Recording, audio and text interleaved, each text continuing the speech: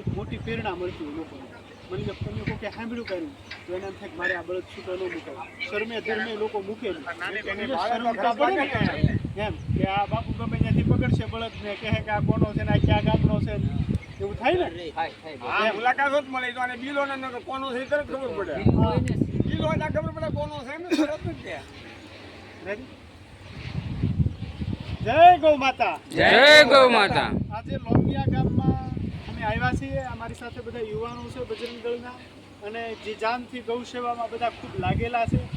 તો લોંગિયામાં આશ્રમ પર આવ્યા હતા તો અમને આશ્રમ ઉપર એક ફોન આવ્યો કે લોંગિયા ગામમાં અમારે એક આ બાપુ છે એમની વાડીની આસપાસમાં એક બળદ હતો અને એ બળદની સ્થિતિ એટલી બધી ગંભીર હતી કે બળદને મુખ ઉપર જોવો ને તો તમે વિડીયોમાં જોઈ શકશો કે એટલી બધી જીવાત પડી કે એના મુખમાંય જીવાત છે, બારે જીવાત છે.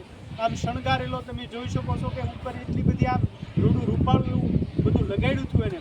એમ લાગે કે બળદ ખૂબ આનંદમાં છે પણ બળદ એટલો બધો પીડાતો હતો, એટલો બધો દુઃખી બળદ હતો. એને આપણે આશ્રમ ઉપર લઈ જઈએ છીએ. આ બળદને કોણે છૂટો મૂક્યો હશે, કોની ખેતીમાં કેટલું કામ કર્યું હશે, કેટલાય બધાના અહીંયા પેટ ભર્યા હશે અને આજ એની સ્થિતિ આવીને ઊભી રહી છે. ત્યારે આશ્રમ ઉપર લઈ જાય છે તો સાંભળનાર દરેક ભાઈ બહેનો માતાઓને બધાને કહું, હે ખેડૂતો, બળદને છૂટો નહીં મૂકતા. જેનો બળદ દુઃખી થાય એનો ખેડૂત દુઃખી જ હોય છે અને આ તમે છૂટો તો મૂકી જો છો પણ એ કઈ રીતે એના દિવસો પસાર કરતો હોય છે એ એને ખબર હોય છે. આ બળદની સામે જો એની આંખમાંથી આંસુડા ટપકે છે, કેટલો અંદરથી પોતે અંદરથી કાપે છે. એટલે બળદની સ્થિતિ ખૂબ દુઃખદ છે. તો આશ્રમ ઉપર લઈ જાય છે. આ બધા મિત્રો સાથે રહી અને ખૂબ સેવામાં લાગેલા છે. બજરંગ દળના બધા દોસ્તાઓ છે, બધા દિયાળ ગામના છે, બધા બજરંગ દળના છે.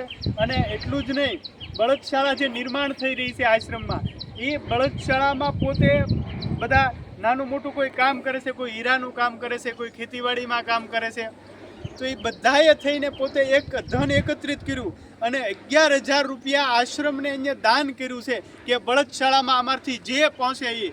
પોતે તનથી ને મનથી તો સેવા કરે છે પણ હું તો બધાને ના પડું ધનથી સેવા તમે રહેવાઈ ગયો, પણ છતાંય તે પોતે ધનથી પણ સેવા કરી છે.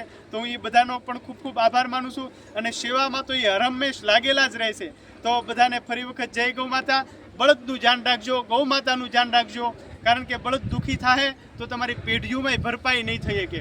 કારણ કે બળદ અંદરથી કાંપતો હોય, અંદરથી ભૂખ્યો તરસ્યો હોય અને એની જે આંતરડી દુભાતી હોય અને આપણે એમ લાગે કે આપણે ગાડીઓમાં ફરીએ છીએ, બંગલામાં ફરીએ છીએ, એ બળદની દેન છે, એ બળદનું ઋણ છે. એ બળદના ઋણમાંથી ક્યારેય આપણે છૂટી શકવાના નથી. કારણ કે આપણા બધાના પેટ એને ભર્યા છે, એને ખંભે ભાર ઉપાડ્યો છે અને અતિશય કામ કર્યું છે.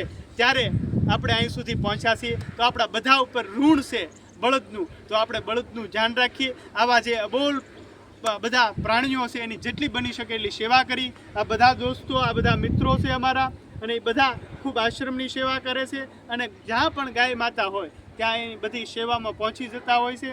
તો આપ બધાને ફરી વખત જય ગૌ માતા. અમે આને આશ્રમ પર લઈ જઈએ છીએ અને આપને પણ વિડીયોની અંદર અમે એ દેખાડી રહ્યા છીએ કે આ વિડીયાને જેટલો બની શકે એટલો શેર કરો.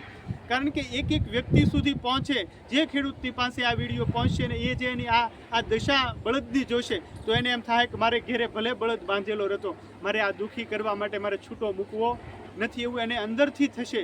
કારણ કે આ બળદને છૂટો તો મૂકી દીધો એને, પણ અત્યારે કેટલો દુઃખી થાય છે એને શું ખબર હોય. એટલા માટે આ ખેડૂતો પાસે આ વિડીયો પહોંચે, બધા વ્યક્તિઓ આમાં સાથ અને સહકાર આપજો, સહયોગ આપજો. તો આપણે બળદ માટેનું આ મહા અભિયાન શરૂ કર્યું છે, એમાં આપણે બધા બળદની આપણે પૂરી સેવા આપી શકીએ. તો બધાને જય ગૌ માતા. અમે આશ્રમ પર લઈ જઈએ છીએ. બધાને જય ગૌ માતા. જય ગૌ માતા. જય શ્રી રામ. જય શ્રી રામ. જય શ્રી રામ. જય શ્રી રામ. બરાબર ને? તમારો ફોન છે કઈ?